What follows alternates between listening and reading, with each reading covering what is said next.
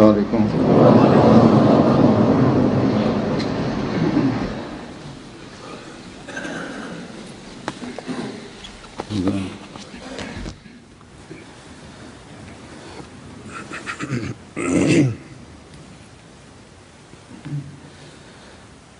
الله أكبر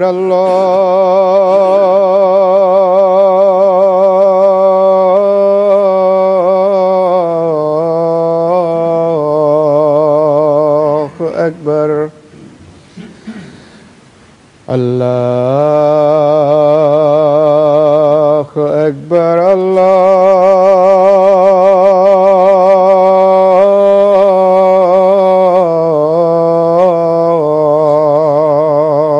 أكبر.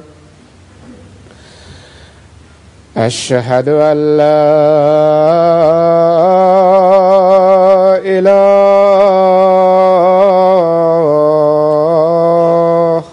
إلا الله. أشهد أن لا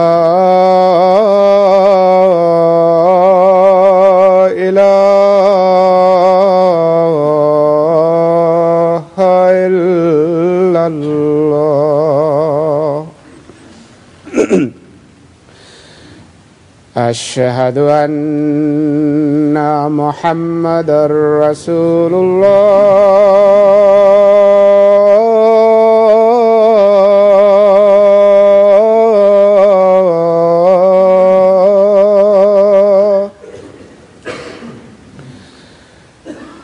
أشهد أن محمدًا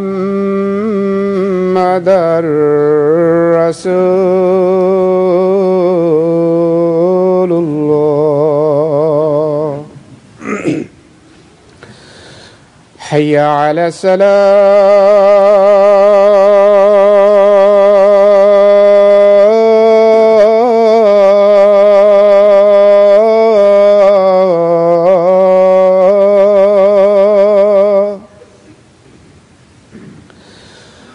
حي على الصلاة.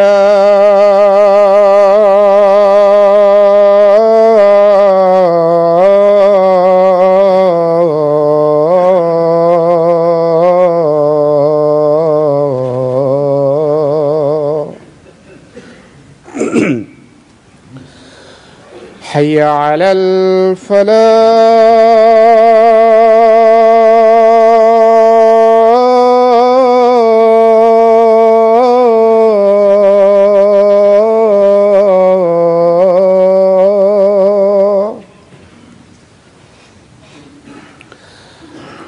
حي على الفلاح.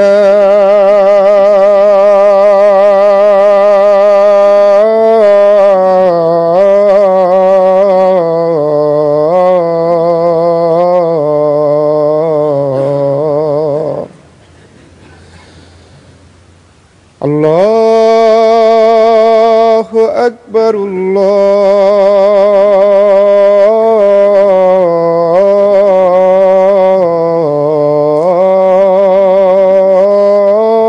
الله أكبر.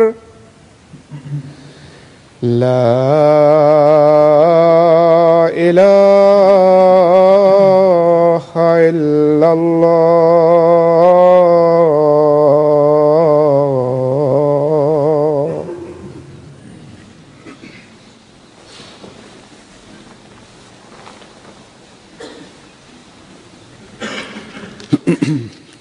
السلام عليكم ورحمة الله.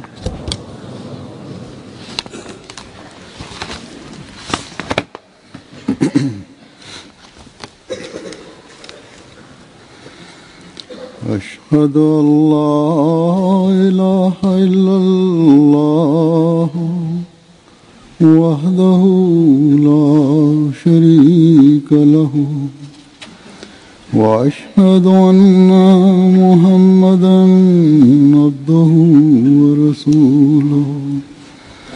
أما بعد فأعوذ بالله من الشيطان الرجيم. بسم الله الرحمن الرحيم الحمد لله رب العالمين الرحمن الرحيم مالك يوم الدين إياك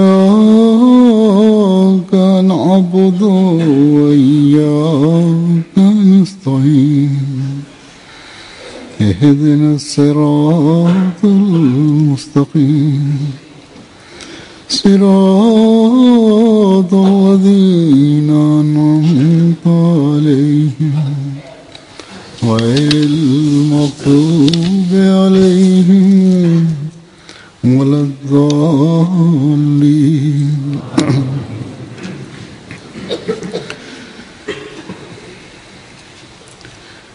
आज के खुतबे के लिए भी मैं Khalifa mtukufu पेशगोई ayyadahullahu ta'ala bin Nasir Aziz anasema kwamba कोई मौजूद kwa ajili ya hutuba ya leo nilikuwa आया na कि अमूमी तौर पर fikiria पेशगोई mada yoyote kuhusiana na bishara ya mwana aliyeahidiwa, थी मुख्तसर lakini nikapata wazo kwamba kwa kawaida tunaeleza kuhusu bishara ya mwana aliyeahidiwa na tunaeleza kazi अल्लाह ताला za Musleh Maud halifa wa pili radhiyallahu ta'ala anhu, जहानत और फरासत अता फरमाई थी। उसके बहुत से पहलू हैं। elimu na akili aliyompatia Mwenyezi Mungu halifa wa pili. आपकी तारीफ Kuna madaraja yake chungu mzima au sehemu zake chungu mzima. मार्फत से भरी हुई Kabla ya kuchaguliwa kuwa halifa, hutuba zake तकरीरें और imejaa na elimu na maarifa sana. Uloom के नाम से Vitabu vyake, hutuba zake na makala yake अब तक kwa jina la Anwarul Ulum इसकी शाया हो चुकी है। imetolewa हर जिल्द mpaka leo. Jalada 23 imeshatoka na kila jalada ina ukurasa zaidi ya 600, इसी तरह आपके खुतबात जुमा हैं na siku zijazo inshallah vitabu vingine wa jalada vingine pia itatoka. Vile vile kuna hutuba za halifa wa pili pia इसी तरह zimetolewa na zimechapwa, 600 na jalada 24 imeshatoka, na vile vile kila jalada 42 ina ukurasa zaidi ya 600, खुतबात मजीद इंशाल्लाह छपेंगे जैसा कि मैंने कहा। na mpaka mwaka 1942 tu vitabu vimechapishwa au hutuba zilizotolewa na halifa wa pili zimechapishwa, na inshallah siku za usoni vitabu vingine vitachapishwa. दी गई थी। Idara ya Fazil Umar Foundation ilipewa jukumu la kukusanya hutuba na vitabu vya halifa wa pili. और इंशाल्लाह ताला Idara hii inatoa tafsiri ya vitabu hivi na hutuba hizi katika lugha mbalimbali kwa ufadhili za Mwenyezi Mungu. Labda tafsiri ya vitabu hivi kadhaa, tafsiri yake katika lugha ya Kiingereza itapatikana katika siku za usoni, मेरा ख्याल है ज्यादातर काम अरबी में हुआ है, उर्दू के बाद na tafsiri imeshatolewa katika lugha ya Kiarabu pia tayari ya vitabu kadhaa, मुख्तलिफ ममालिक के जामियात के na hutuba pia kadhaa tafsiri yake imetolewa katika lugha ya Kiarabu. मकाला जो Wanafunzi wetu ya vyuo mbalimbali vya dunia pia wanafasiri vitabu mbalimbali. तर्जुमे करने के लिए दिया गया है। Wao wanapewa makala kwa ajili ya kushinda mtihani ya shahid. Wao pia आपने अपनी जिंदगी wanapewa vitabu vya Muslim Maud radhiyallahu ta'ala anhu kwa ajili ya kufasiri. जमात को दिया, Kwa hiyo ni लेकिन hazina kubwa sana साथ aliyoacha halifa wa pili katika muda wake wa uhalifa wa miaka 52. वो भी शायद ही तफसील से पढ़ते हों। Vitabu vinachapishwa labda katika idadi ya maelfu, और na ikiwa mnanunua vitabu hivi न labda पढ़ सकती है, hamsomi kwa makini sana. में उन्हें मुहैया है। Tena kuna wanajumuia wapya chungu mzima na vizazi vijacho ambavyo haviwezi kusoma lugha ya Kiarabu na vitabu hivi havipatikani katika lugha yao. Ikiwa vitabu hivi vinapatikana katika lugha yao ni vichache sana. Kwa hivyo kwa sababu ya hii vizazi vya siku hizi na wanajumuiya wapya hawawezi kukadiri hawawezi kukadiri elimu na maarifa aliyopewa halifa wa pili radhiyallahu ta'ala anhu. Hata wanajumuiya ambao wamefika umri kama mimi, hata kama ni wazee zaidi kuliko mimi, wao pia hawawezi kujua elimu na maarifa aliyopewa halifa wa pili. तो तभी हम आपकी इल्मी वसत Ikiwa sisi tukisoma vitabu hivi na hazina hii, ndipo kwa sababu ya kusoma vitabu hivi का जो पेशगोई थी tunaweza kujua elimu aliyopewa halifa wa pili na bishara iliyotolewa kwamba atajazwa na elimu. Tutajua kwamba alijazwa namna gani kwa elimu na maarifa, na kwa sababu ya kusoma vitabu tunaweza kuongeza elimu yetu pia.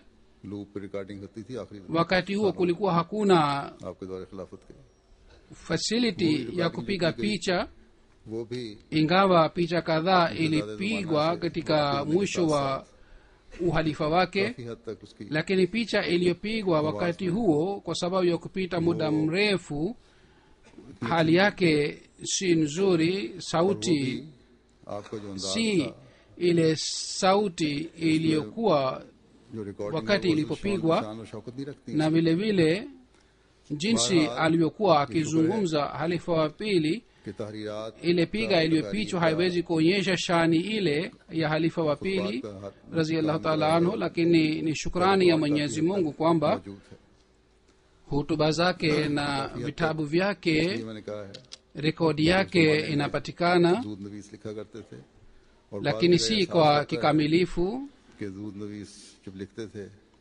Nimesema hivi kwamba si kikamilifu, maana yake mradi wake ni kwamba wakati huo waandishi walikuwa wakiandika na wakati mwingine hawakuandika hutuba zake kamili, na mambo kadhaa yalibaki hawakuweza kuandika wale waandishi walikuwa wakiandika. Kwa hiyo leo nimepata maoni kwamba badala ya kueleza kuhusu bishara ya maana aliahidiwa, bali badala yake mimi nisome hutuba ya halifa wa pili katika maneno yake. Mimi nisome hutuba hii kadiri ninayoweza kusoma. Hutuba niliyochagua leo ni kuhusu maombi na kuwa na yakini juu ya Mwenyezi Mungu na kuwa na imani kwamba yeye anao uwezo wa kila kitu. Mada hii nimechagua kwa sababu ya hii pia, kwamba siku hizi pia ikiwa tunataka kuona miujiza, basi tunalazimika kuelewa maana ya mada hii na kufuata mada hii. Hutuba hii ilitolewa mwaka 1942. Halifa wa pili alianza hutuba hii kwa kusema hivi kwamba nimewakumbusha wanajumuiya mara kwa mara kuhusu maombi, lakini sasa barua ninazopata kutoka kwa wanajumuiya kwa kusoma barua hizi inaonekana kwamba wanajumuiya kadhaa tu wanafanya maombi kulingana na fitina ya siku hizi, lakini watu kadhaa hawatoshi. Hazur anasema kwamba hata siku hizi pia hali hii inapatikana, ingawa nimewakumbusha wanajumuiya mara kwa mara kuhusu maombi na kuhusu kubadilisha hali yao, lakini hawakuzingatia wanajumuiya walipokuwa wakitakiwa kuzingatia jambo hili. Halifa wa pili anaendelea kusema kwamba kuna haja kwamba maoni ya kina baba, kina mama na watoto ibadilishwe kuhusu maombi, na maoni haya yanaweza kubadilishwa katika hali hii kwamba kwanza kabisa wawe na yakini kuhusu maombi. Yule ambaye anaomba bila kuwa na yakini, maombi yake hayapokelewi kwa Mwenyezi Mungu. और उसके दिल में यकीन पैदा huenda करने के लिए wakati fulani dua yake ikubaliwe na mwenyezi mungu lakini itakuwa उस शख्स की दुआ को kama ni mfano na kwa ajili ya kutia yakini कि खुदा मेरी moyoni mwake lakini sawa na desturi ya mwenyezi mungu कि अम्मा युजीब maombi ya yule tu yanapokelewa ambaye anakuwa na yakini hii kwamba mwenyezi mungu atapokea maombi yangu. Katika Qur'an tukufu mwenyezi mungu anasema amma yujibu lmustarra idha daahu, ni nani anayepokea maombi ya mustar. होते हैं कि किसी Kisha mwenyewe mwenyezi mungu anasema kwamba ni mungu tu anayepokea maombi. Na mustar maana yake katika lugha ya kiarabu ni kwamba yule ambaye anayefukuzwa kwa upande zote हर na njia zake zote zinafungwa, na kwa kuona kwamba njia zake zote zimefungwa anaenda upande mmoja, yeye ni mustar, yani anauona moto upande zote. Anapoona kulia kwake anaona moto, anapoona kushoto kwake anaona moto, anapoona nyuma yake anaona moto, तो उसके सामने anapoona nyuma chini yake anaona moto, na anapoona juu yake anakuta kuna moto, और सब जगह na और सब जगह उसे mbele yake anabaki mwenyezi mungu tu na anamuona mwenyezi mungu. उसे अमन नजर आता Na min ghairi ya hiya kila mahali anakuta ni moto tu, है। यकीन upande mmoja tu anaona ni usalama na amani. मानी नहीं है कि उसके दिल में घबराहट हो। Kwa mfano huu mnaweza kuelewa kwamba mustar analazimika kuwa na yakini, si mustar tu kwamba anakosa utulivu, वो जा रहा है bali वहां उसे अमन में katika hali ya hii ya kutokuwa na utulivu mtu anaweza kuelekea sehemu yoyote, lakini katika mustaka maana yake ni kwamba anaikwenda. Je, anaamini kwamba akienda kule atakuwa na usalama na amani? Na baadhi wakati yule ambaye wanakosa utulivu anaenda mahali ambapo inakuwa hatari zaidi दलालत किया करती है kwa ajili yao. Na mustar si maana yake hii tu kwamba mtu aende sehemu yote bila kuwa na mwelekeo, इस्तरार की ना bali इलामत है istirar maana yake ni kwamba anakuta upande mmoja tu kuna utulivu na amani. अमन नजर आता हो। Kwa hiyo istirar si alama yake hii tu kwamba anaona moto upande zote, bali pia ni alama hii kwamba upande mmoja anaona amani na usalama, na mtu aweze kusema kwamba kule hakuna बंदा इस moto. में उसके सामने Dua ya aina hii inapokelewa kwa mwenyezi mungu wakati wa kufanya dua मेरे लिए और कोई anakuwa mbele ya mwenyezi mungu katika hali hii, na anakuwa na yakini hii kwamba hakuna kinga इन अल्फाज में अदा min ghairi ya mwenyezi mungu. भला मंजा Na hali hii mtume muhammad sallallahu alaihi wasallam ameeleza katika maneno haya, la maljaa wala manjaa minka illa ilaik, और तेरी तरफ से e mola आने वाली wangu, बलाओं से la maljaa wala manjaa minka, कोई खौफ की जगह e mola wangu, kutoka katika adhabu yako na kutoka majaribio hakuna kinga chochote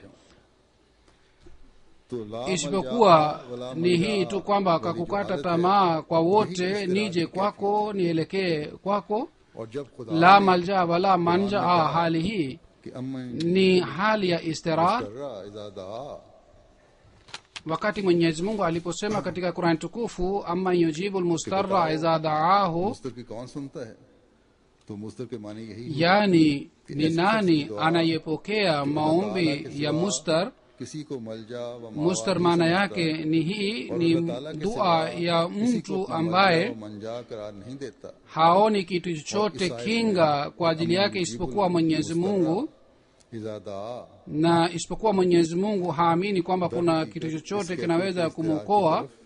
इशारा किया गया। Katika aya hii isemayo amma yujibu lmustarra idha daao, kwa hakika मुस्तर के लफ्ज़ पर imeashiriwa kuhusu hali hii ya istirar. बात करने के बाद फिर आप Baada ya kueleza maana ya neno la mustar na baada ya kueleza maana ya aya hii, kisha halifa wa pili radhiyallahu ta'ala anhu, kama ilikuwa desturi kwamba ameeleza mifano mbalimbali ya neno la mustar, फरमाते हैं कि इस्तरार दुनिया में hutuba zake zote zilikuwa zimejaa kwa matukio na मुस्तर का लफ्ज रखा गया है। mifano mbalimbali. Anasema halifa wa pili kwamba istirar duniani ni aina chungu mzima. दुनिया में ऐसे होते हैं Ndiyo maana katika aya hii neno al-mustar imewekwa. Maana yake ni kwamba istirar ya kila aina.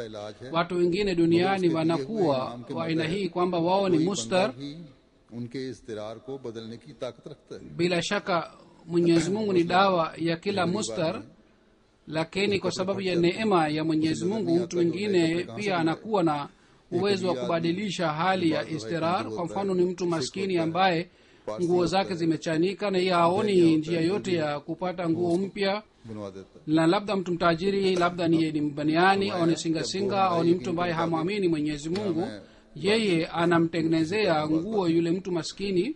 क्योंकि खुतबा काफी लंबा था ये तो फरमाया कि अब गो हमारे यकीन के मुताबिक Zur anasema kwamba halifa wa pili ये तारीख पैदा की होगी amesema kwamba कपड़े बनवा दे। sawa na yakini yetu Mwenyezi Mungu alitia moyoni mwa yule mtajiri kwamba amtengenezee nguo, lakini yule ambaye hana imani kamili, yeye anaona kwamba katika hali hii ya istirar mtu fulani alinisaidia. कि उसके लिए खाना Lakini kama mtu yule yule तक उसे हजम नहीं ambaye alipewa nguo, yeye anapopata maradhi ya aina hii kwamba hawezi kula chakula, hata hawezi kunywa maji, उसकी मदद na mwili wake wote unaharibika na hawezi kutembea, katika hali hii yule mtajiri hawezi kumsaidia huyu mtu maskini, से इस हालत में bali katika hali hii mganga na tabib ambaye ni mahiri katika kazi yake, yeye katika hali hii anaweza kumsaidia huyu daktari. Anamuona kwamba हालत में huna uwezo wa kutumia hela kwa ajili ya matibabu yako, kwa hiyo mimi nakutibu na kupatia madawa bila ऐसा होता है hela yoyote. Na katika hali hii yule mtajiri hakumfaa wala hakumsaidia, bali tabibu alimsaidia, वो किसी वजह से नाराज na baadhi wakati inakuwa kesi dhidi yake na yeye hana makosa na mdui wake anakuwa na nguvu sana, वकील करने की तौफीक है na kwa sababu ya kumkasirikia yule mdui anampeleka होता है क्या करे। mahakamani, na yule mtu hana uwezo wa kufanya wakili तुम्हारी वकालत na wala mwenyewe hawezi अब इस मौके kutetea mahakamani, basi anapata wakili ambaye anasema mimi bila fisi yoyote niko tayari kujadili kesi yako. इसी तरह Na katika hali hii hakuna mtu yeyote aliyemsaidia, bali ni wakili tu ambaye alimsaidia. Kisha ametoa mfano mwingine मुख्तलिफ लोगों ya इसके काम mkulima. आ सकते हैं, लेकिन अल्लाह ताला फरमाता है Kisha baada ya kueleza mfano huo anasema kwamba mtu mmoja katika hali mbalimbali, watu mbalimbali wanaweza kumsaidia, lakini Mwenyezi Mungu anasema amma yujibu lmustarra idha daahu. नंगा हो, प्यासा हो, बीमार हो, बोझ Mustar उठाए जा रहा हो, yeye hata kama ni ana njaa, hana nguo, ana kiu, ana mgonjwa, ताला की जात anaumwa au amebeba mzigo, awe hali ya aina yoyote, ni Mwenyezi Mungu tu ambaye anaweza kusaidia katika hali yoyote. कुछ हिस्सा में छोड़ रहा हूँ कि हर किस्म के मुस्तरीन की जरूरत Halifa wa pili radhiyallahu ta'ala anhu anasema zaidi kwamba हालतें होती हैं, भला इन हालतों में तो कोई ni Mwenyezi Mungu tu ambaye anatimiza mahitaji ya mustar, na mtu anakuwa na hali ya chungu mzima, काम नहीं आ सकता। na baadhi wakati hata mfalme hawezi kumsaidia mtu. Kwa mfano, mtu anaugua sana na hazina ya mfalme hawezi kumfaa, wala wanajeshi wake pia, wala mfalme mwenyewe hawezi kumsaidia, bali ni Mwenyezi Mungu tu ambaye anaweza kumsaidia, ambaye ana uwezo wa kuondoa maradhi. Au mtu ambaye anapita msituni na anashambuliwa na chui au simba, na yule mtu hata kama ni mtoto wa mfalme au ni mpendwa wa mfalme, mfalme hawezi kumsaidia katika hali hii. ऐसी हालत में वहाँ अल्लाह ताला की Msituni anaenda peke yake na chui au simba anamshambulia, na katika hali hii ni Mwenyezi Mungu tu ambaye anaweza kumsaidia. Hakuna mwanadamu yeyote anayeweza kumsaidia उस वक्त तक वो मुस्तर नहीं madamu mtu hana yakini hii kwamba katika kila hali ni Mwenyezi Mungu ambaye anasaidia, basi hawezi kuitwa ये उस जमाने की mustar mpaka awe na yakini hii kwamba Mwenyezi Mungu tu anamsaidia katika kila hali. Hindustan पर उसकी एक मिसाल देते हुए alifa wa pili ameeleza sasa hali wakati ulikuwa utawala wa uingereza katika india na pakistan. Kwa kutoa mfano wake anasema kwamba chini ya utawala wa uingereza kuna mataifa mengi बजाय इसके कि वो ambao ni waoga, lakini utawala wa uingereza hauwezi kuwafanya shujaa, bali walisema tu kwamba wao wasijiunge na wanajeshi, उसके साथ ताल्लुक रखने na waliendelea wale mataifa waliendelea kubaki katika और बड़ी बड़ी गैर uoga. मुनज़्ज़म हो जाती Lakini Mwenyezi Mungu ni yule ambaye kwa kuwa na uhusiana naye waoga wanakuwa shujaa na mataifa yanapata nguvu. कमजोरी और बुज़दिली जाती Mwenyezi Mungu anapowapatia maendeleo आ जाती है mataifa, basi anabadilisha hali yao na uoga wao unaondolewa मुसलमानों को ही देख लो na wanapata nguvu ya aina hii, kwamba kwa kuona ile nguvu dunia inashangaa. Kisha ametoa mfano wa Waislamu kwamba angalieni mfano wa Waislamu. Arabuni ilikuwa nchi ambapo watu walikuwa hawakubali kwamba wawe chini ya mtu mmoja au watii mtu mmoja, मगर उनकी इतनी हैसियत bali viongozi wa makabila walikuwa wakichukua ushauri kwa watu na walikuwa wakifanya kazi, na kila kabila ilikuwa na uhuru. कोई कबीला 3000 अफराद पर मुश्तमिल था मक्के Walikuwa na idadi ndogo, labda kabila moja ilikuwa na idadi 1000 au lingine 2000 au 3000, na कोई ऐसा महकमा watu 15,000 रखी जाती हैं au 10 walikuwa wakiishi Madina, na kulikuwa hakuna wanajeshi एक ऐसी wala kulikuwa hakuna nizamu ambapo chini yake watu wangeingizwa katika सही निजाम kundi la wanajeshi, bali wao walikuwa watu ambao walikuwa wamepotea kabisa, na kulikuwa hakuna nizamu अल्लाह ताला ने kule. फरमाया मगर बहुत Katika hali hii Mwenyezi Mungu alimtuma Mtume Muhammad sallallahu alaihi wa alihi wasallam, जो लोग मक्का में lakini watu wachache tu walimkubali. 100 के करीब बनती Wanahistoria wanasema kwamba katika muda wake wote alioishi Mtume sallallahu alaihi wasallam Makka, watu 100 tu walimkubali. लिहाज से निहायत हकीर थे और इनमें कोई Ni watu wachache tu ambao walimpokea वैसे kule Makka. जंगजू थे Watu wa Makka walikuwa रखरखाव wakiaminiwa ni watu ambao wamedharauliwa, उन कमजोर लोगों में lakini wao watu lakini wao walikuwa watu wenye kupigana sana. मगर फिर अल्लाह ताला Kisha miongoni mwa hawa watu waliosilimu ni wale ambao walikuwa wamedharauliwa sana na watu wa Makka, तंजीम का नजारा lakini kisha Mwenyezi Mungu alitia ushujaa mioyoni mwao, अरब के बाशिंदे na wao किसी बात walipata nidhamu ya aina hii kwamba wakawa kitu kimoja. जो दुनिया Hawa में watu कौमों का wa शार Makka समझा जाता है ambao walikuwa hawako tayari kumtii mtu yeyote, na utii ambao अरब का एक ni nidhamu मिसाल देते हुए फरमाते हैं nzuri duniani, अरबी अदब की kwao ilikuwa fedheha. कि अरब में एक बादशाह Kisha kwa kueleza kisa kimoja cha Arabuni, alifa wa pili alisema kwamba imeandikwa katika vitabu vya Arabuni kwamba kulikuwa mfalme mmoja, कि उसे ख्याल पैदा हुआ कि yeye alitawala mpaka Syria एक दिन na alipata shani sana Arabuni kiasi hiki kwamba aliona kwamba watu wote wanamtii. इनकार कर सके Siku moja alipokuwa anaongea na watumishi wake akasema kwamba, je, kuna mtu yeyote ambaye hatapokea kauli yangu? जो आपकी Wakasema ndiyo, kuna mtu mmoja Amr bin Kulsum ambaye ni kiongozi wa kabila lake, sawa na wazo letu, ni mtu ambaye hatakutii. जो बादशाह ने Akasema ni sawa, बिन कुलसूम को दावत दी kwa ajili ya kusadikisha jambo hili nitamwalika. आपसे मिलने को Kwa hiyo mfalme akamwalika Amr bin Kulsum na akamwandikia barua kwamba uje kwangu, na nataka kukutana nawe. बादशाह उस वक्त किसी जगह खेमा Kwa hiyo kama ni desturi ya Arabuni, akaja pamoja na watu kadhaa wa kabila lake, उसने अमर na mfalme alikuwa siku zile akikaa katika mahema, na yule Amr bin Kulsum pia akaweka mahema yake pale, के मुताबिक na mfalme alimwandikia Amr bin Kulsum hii pia kwamba uje na mama yako na jamaa zako kadhaa pia. Kwa hivyo sawa na barua hii akaja na mama yake. काम करते करते Yule mfalme Amr bin Hind akamwambia mama yake wakati alipokuwa anafanya kazi, पता लग सके कि इन लोगों की क्या हालत है akasema wakati mtakapokuwa mnafanya kazi, umwambie kazi fulani mama wa Amr bin Kulsum मगर उसकी माँ खुद खाना बरताने kwa walipokaa kwa ajili ya kula chakula sawa na desturi ya arabuni, गोया अमर बिन हिंद की kwa sababu alikuwa mama yake akaanza kupakua chakula अजीजों का kwa ajili ya बादशाह की बात mtoto wake alikuwa mfalme na kwa ajili ya Amr bin Kusum pia. की माँ का Kwa hivyo yule mama wa mfalme wakati huo alikuwa anawahudumia नहीं हो सकता था, wote wawili. बादशाह की माँ भी काम कर रही थी। Kwa hiyo katika hali hii, ikiwa mama wa Amr bin Kusum kama alikuwa anamsaidia, ilikuwa si fedheha, kwa sababu ikiwa mama wa mfalme mwenyewe alipokuwa anafanya kazi, na ikiwa mama wa Amr bin Kusum anamsaidia katika hali hii, ilikuwa si fedheha kwake. Lakini inatokea nini wakati yule mama wa mfalme alipokuwa anampakua chakula?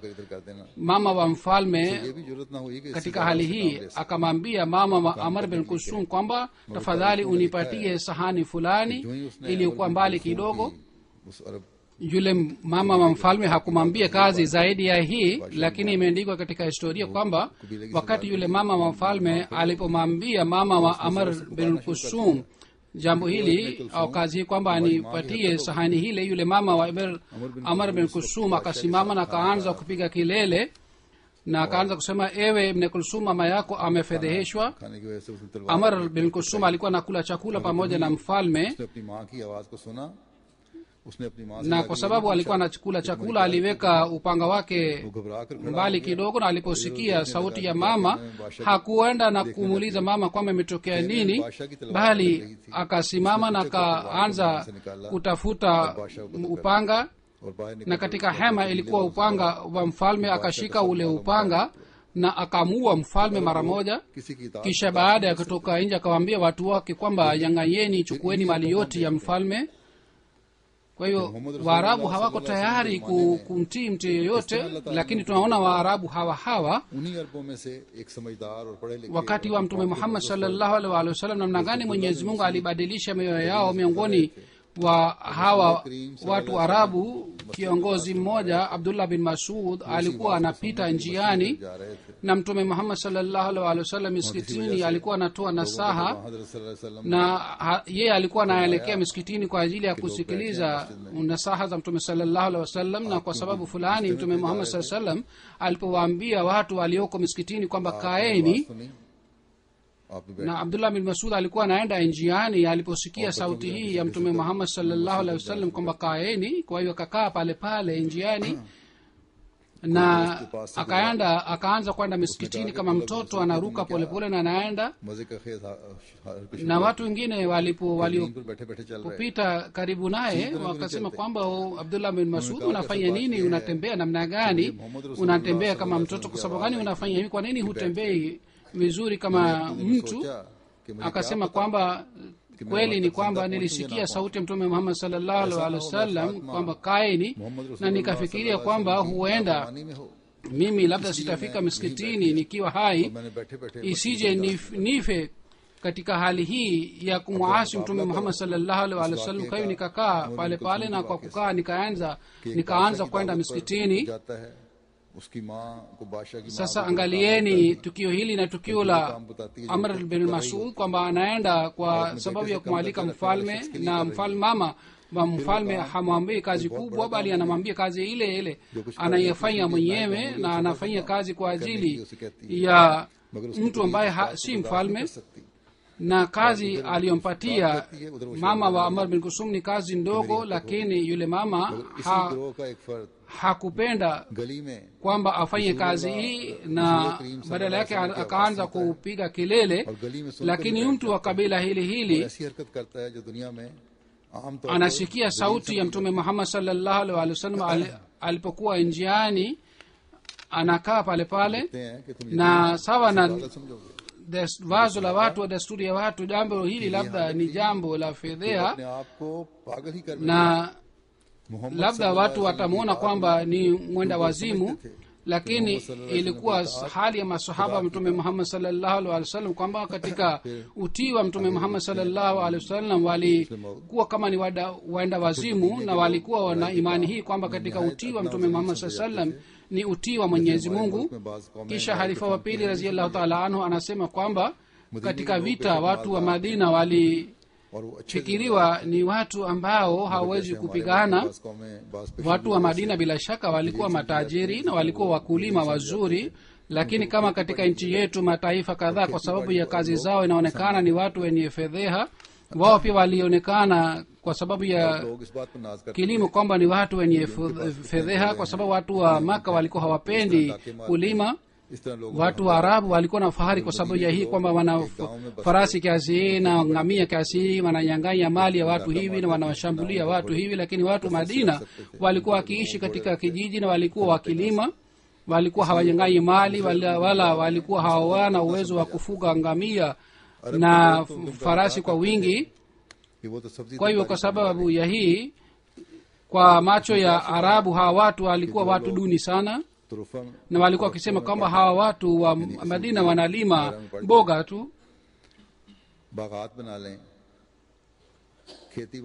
Hakuna shaka kwamba watu ambao wanakuwa na starehe na wanakuwa na mabustani na wanaanza kulima na wanaanza kukusanya mali, wao watapigana vipi?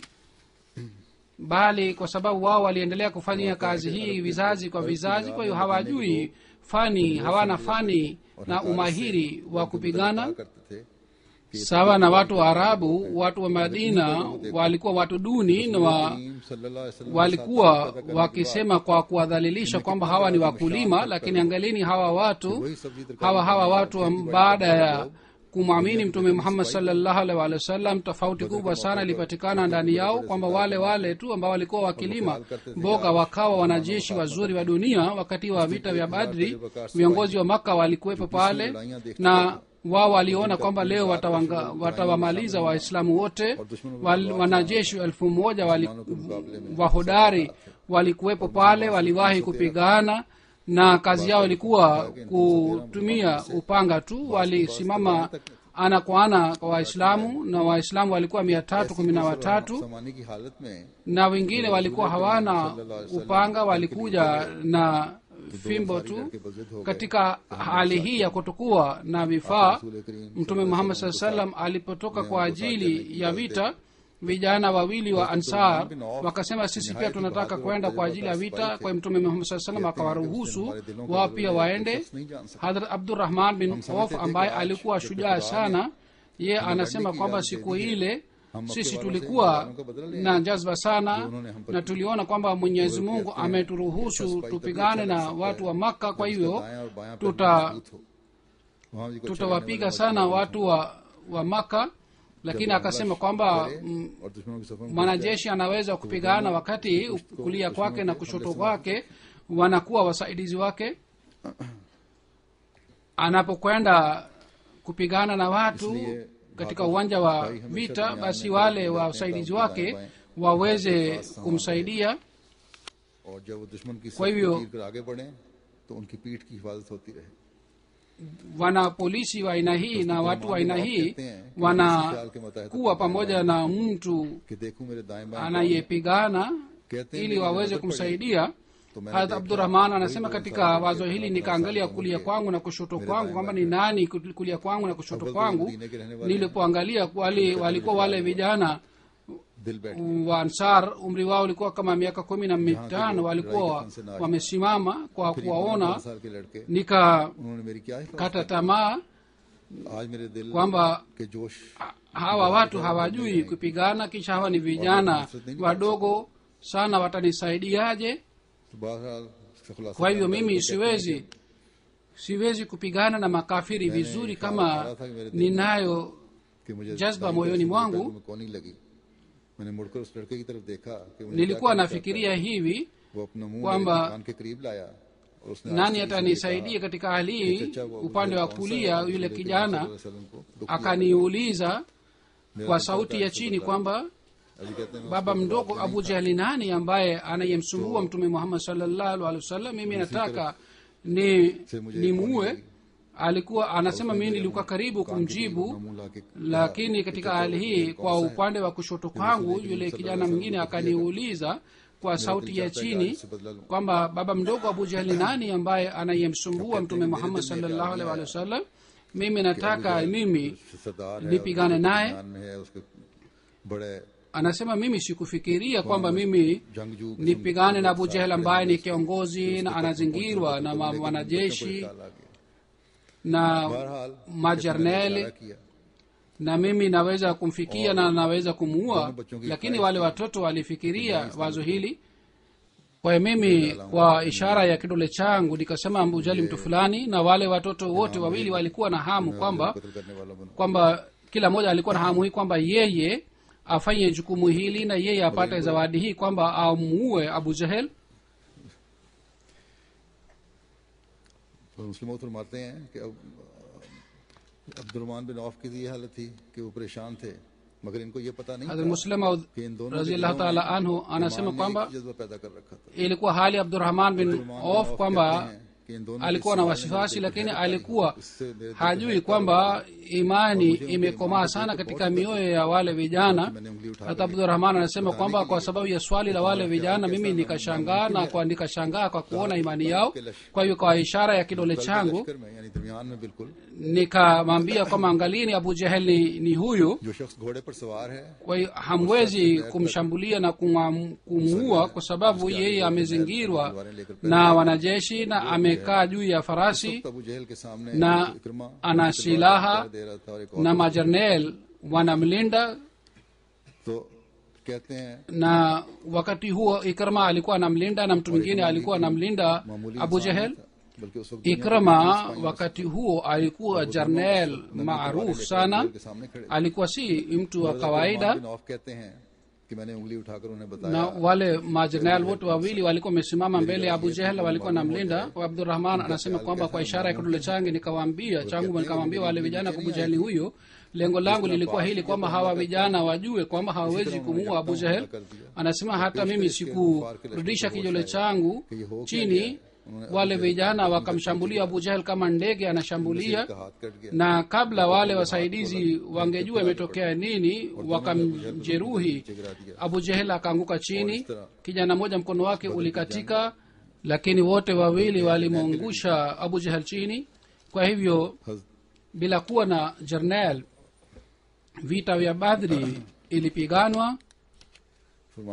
फरमाया कि देखो वो कौम जो इतनी जलील समझी जाती थी कि इसके अफराद को लड़ाई के काबिल ही नहीं ख्याल नहीं किया. Amesema alifa wa pili kwamba angalieni taifa lile ambalo lilionekana ni duni sana, तो इस हसरत के साथ baada ya kumwamini Muhammad sallallahu alaihi wasallam mabadiliko makubwa yalipatikana ndani yao. Abu Jahel anakufa मुझे हसरत और अफसोस है katika hali hii kwamba anafedheha kwamba nimeuawa na vijana wadogo wa Madina, na alisema kwamba sina wasiwasi na kufa, lakini mimi nina huzuni kwamba nimeuawa na vijana wawili wadogo. बनाने की ताकत रखता है.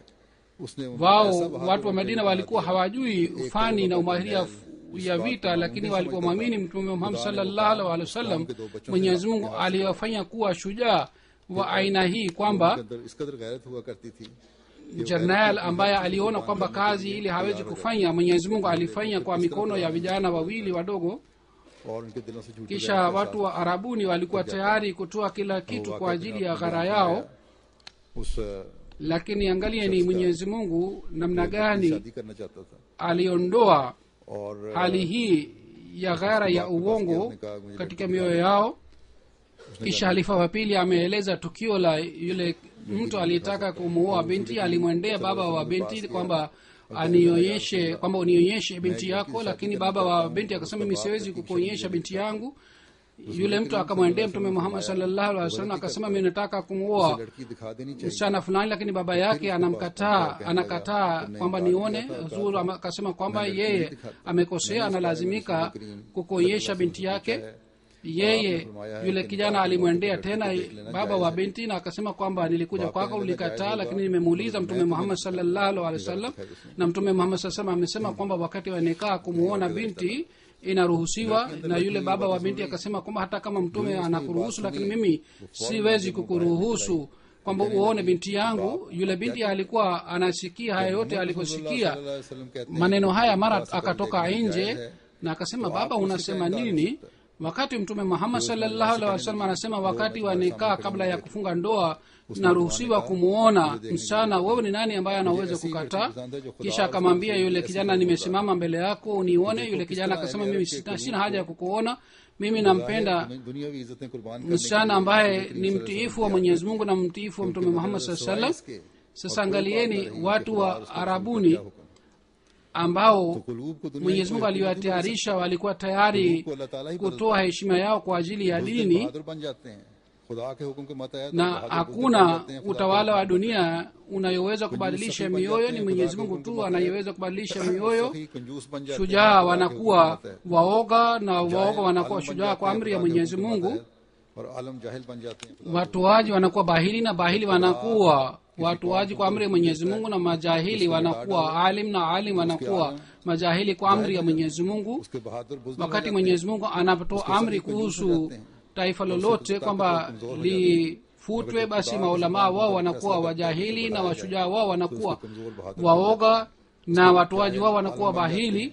Lakini kama Mwenyezi Mungu anapoamua kwamba taifa fulani liongezwe, basi waoga wao wanakuwa washujaa na wajahili wao wanakuwa alim na bahili wao wanakuwa watoaji.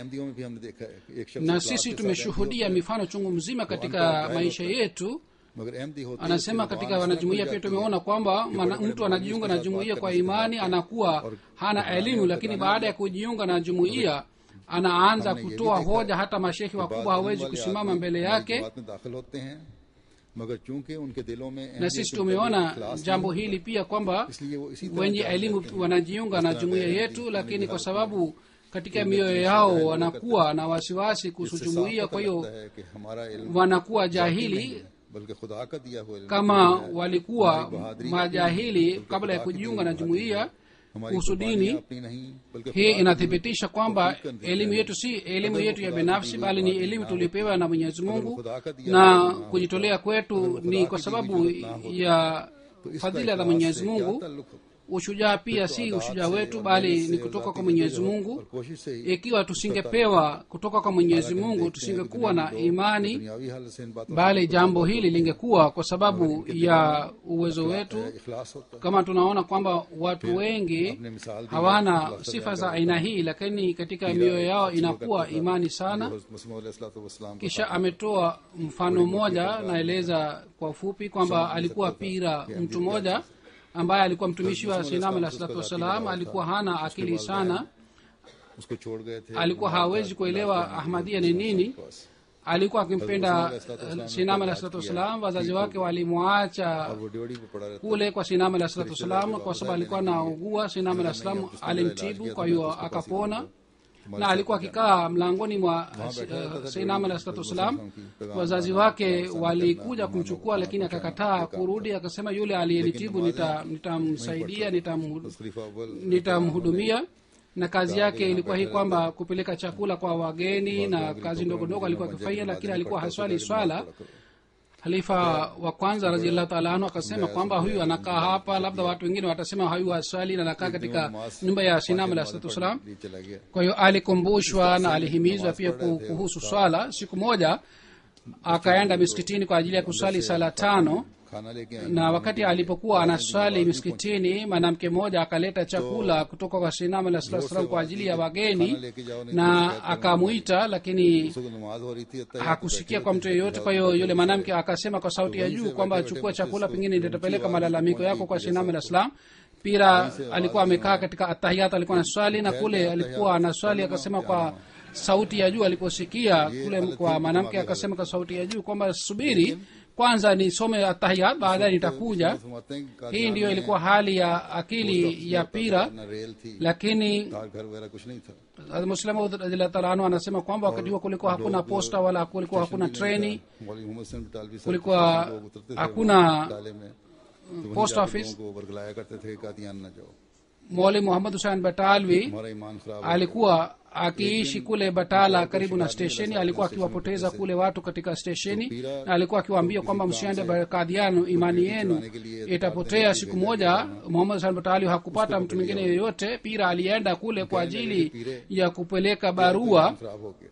Mwalimu Muhammad Hussain akamkamata yule Pira na akamwambia Pira, wewe imani yako imeharibika. Mirza sahib ni kafir na dajjal nauzubillah. kwa nini unaharibu akhira yako kwa kumfuata? Pira alimsikia, aliendelea kumsikia. Baadaye mwalimu Muhammad Hussein baadaye akamuuliza kwamba umeonaje niliyosema? Pira akasema kwamba mimi ni jahili, si msomi, sina elimu wala siwezi kuelewa mambo haya, lakini kuna kitu kimoja ambacho mimi nakielewa vizuri, kwamba kwa miaka na miaka mimi nakuja hapa kwa ajili ya barua na kuona kwamba daima unakuja hapa stesheni na unawazuia watu kwamba wasiende Qadian, na labda umeharibu viatu vyako chungu mzima katika kazi, lakini hakuna anayesikia kwako. Lakini Mirza Sahib amekaa Qadian na watu wanaendelea kuvutika kwake. Lazima kuna jambo, kwa sababu hii watu wanavutika kwake. Hazur anasema, angalieni jibu aliyotoa Pira ni jibu nzuri. Alikuwa hajui hoja wala dalili yoyote, lakini Mwenyezi Mungu alimfundisha jibu hili. Hazrat Muslima radhiyallahu ta'ala anasema kwamba Mwenyezi Mungu anawafundisha waja wake mambo ambayo kwa kuangalia yale mambo mtu anashangaa. Mwenyezi Mungu anao uwezo wa kila kitu. Ikiwa kuna upungufu wa kitu chochote, Mwenyezi Mungu anacho kile kitu. Kwa mfano, kama kuna upungufu wa akili, Mwenyezi Mungu anayo. Ikiwa kuna upungufu wa shujaa, Mwenyezi Mungu unayo. Ikiwa kuna upungufu wa afya, Mwenyezi Mungu anayo. Ikiwa kuna upungufu wa heshima, Mwenyezi Mungu anayo. Ikiwa kuna upungufu wa mali, Mwenyezi Mungu anayo. Almuradi, hazina ya kila kitu Mwenyezi Mungu anayo, na anampatia waja wake kiasi hiki kwamba kwa kuona ile hazina Mwenyezi Mungu anashangaa. Kisha Hazrat Muslim radhiyallahu ta'ala anhu anasema kwamba safari moja hapa katika Qadian, padri moja wa Marekani Zema alikuja, ambaye ni padri mashuhuri wa dunia na alikuwa mwenyeji wa Marekani. Alikuwa mhariri wa gazeti moja na alikuwa na heshima sana katika society ya Ukristo.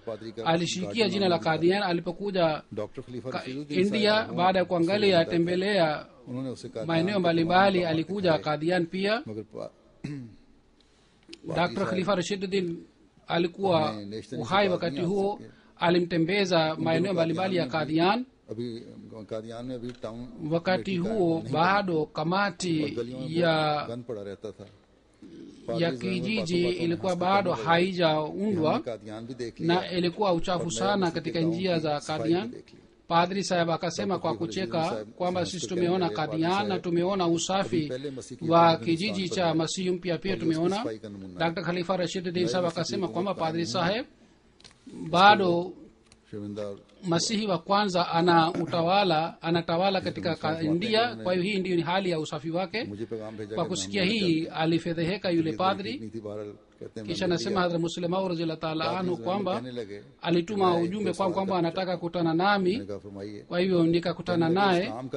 Padri Zwemer akasema kwamba mimi nataka kuuliza maswali kadhaa. Nikasema akasema, Islam inasema nini kuhusu reincarnation? Je, Islam inakubali jambo hili au la? Alipouliza swali hili, mara Mwenyezi Mungu akaweka moyoni mwangu kwamba anauliza swali hili ili aseme kwamba ninyi mnaamini kwamba Masihi wa pili amekuja kwa mfano wa Masihi wa kwanza. Je, roho yake imekuja katika Masihi huyu? Ikiwa ni hivi, basi Qur'ani inakataa itikadi ya reincarnation. Kwa kusikia hii nikamwambia padri sahib, umekosea. Sisi hatuamini kwamba roho ya Masihi na asli imekuja katika Masihi aliahidiwa alayhi salam, bali tunaamini kwamba Masihi aliahidiwa amepewa sifa za Masihi wa kwanza. Nilipomjibu hivi akasema, nani amekwambia kwamba mimi nataka kuuliza swali hili? Niliuliza swali lingine, lakini ulijuaje kwamba nataka kuuliza swali la aina hili au nina lengo la aina hili? Kisha nikamwambia una swali gani lingine? Akasema kwamba swali la pili ni kwamba nabii anatakiwa aje sehemu gani? दूसरा सवाल किया kwa ajili ya kutimiza kazi yake anatakiwa apewe sehemu ya aina gani. Alipouliza swali hili la pili, mara Mwenyezi Mungu akaweka moyoni mwangu kwamba lengo la swali lake hili ni kwamba Kadiani, kijiji kadogo, haiwezi kuwa makao makuu ya dunia, na katika kijiji hiki kadogo mahubiri hayawezi kufanywa duniani. Ikiwa Mirza Sahib anataka kupeleka ujumbe duniani, Mwenyezi Mungu angemtuma mahali ambapo anaweza kupaza sauti yake duniani, si katika Kadian ambayo ni kijiji kadogo. Mara baada ya swali hili Mwenyezi Mungu akaweka moyoni mwangu, nikamwambia Padri Sahib, ikiwa kuna kijiji ambacho ni kubwa kuliko Nasra, je, kule nabii anaweza kuja? Hazrat Masih Nasri alikuja katika kijiji kitwacho Nasra, na kule familia 10 au 12 walikuwa wakiishi. Kwa kusikia hii jibu langu hili alishangaa, na aliona kwamba nimeshajibu swali lake lingine, na kisha aliuliza swali la tatu pia, lakini sikumbuki. Aliuliza maswali matatu, lakini kabla ya maswali haya Mwenyezi Mungu alitia moyoni mwangu kwamba anauliza maswali haya kwa lengo fulani, na Mwenyezi Mungu alinifunulia kwamba ana lengo gani moyoni mwangu. Kwa hiyo Mwenyezi Mungu anatawala mioyoni mwa watu na anawasaidia waja wake, na Mwenyezi Mungu tu anao uwezo huu, watu hawapewi uwezo huu. Anasema halifa wa pili kwamba safari moja Sheikh moja alikutana nami miskitini, akasema nipatie dalili ya ukweli wa Mirza Sahib. Nikasema Qur'an nzima ni dalili ya ukweli wa Mirza Sahib. Akasema ni aya gani? Nikasema kila aya ya Qur'an tukufu ni dalili ya ukweli wa Mirza Sahib. Hii ni sahihi kwamba kila aya ya Qur'an tukufu inaweza kuthibitisha ukweli wa nabii yoyote, lakini kuthibitisha katika kila aya dalili si rahisi. Kwa mfano, kama kuna habari ya vita imeelezwa katika aya ile, pia ukweli wa nabii inaweza kuelezwa, lakini jambo hili kila mtu hawezi kulielewa. Lakini Huzur anasema kwamba halifa pili anasema, nilikuwa najua kwamba Mwenyezi Mungu akatia moyoni mwako kwamba atatamka aya ile ile ambayo itathibitisha ukweli wa Sayyidina Muhammad sallallahu alaihi wasallam. Kwa hiyo akasoma aya hii, wa min nas man yaqulu amanna billahi wal yawmil akhir wa ma hum bimu'minin. Nikajua kwamba hii ni kazi ya Mwenyezi Mungu kwamba ametamka aya hii. Nikamwambia kwamba aya hii ni kuhusu kina nani, ni kuhusu Waislamu au kuhusu wasiokuwa Waislamu? Swali lake aliwahi kuuliza kwamba ikiwa Waislamu wanaswali, wanafunga saumu na wanahiji na wanamwamini Mwenyezi Mungu na mtume wake, basi katika hali kuna haja gani ya kuja kwa nabii mwingine?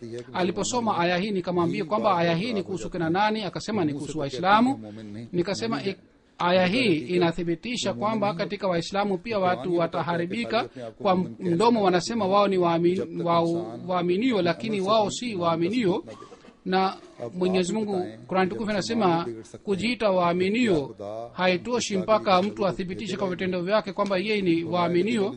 Basi wewe niambie, ikiwa Waislamu wanaweza kuharibika, je, Mwenyezi Mungu hatatuma nabii wake kwa ajili ya kuwarekebisha? Kwa kusikia hii yeye alinyamaza kimya. Kisha mwisho wa hutuba yake halifa wa pili radhiyallahu ta'ala anhu anasema kwamba kumbukeni maombi ikiwa hayafanywi katika hali ya istiraha na kwa yakini hii kwamba Mwenyezi Mungu anatimiza mahitaji yote ya dunia.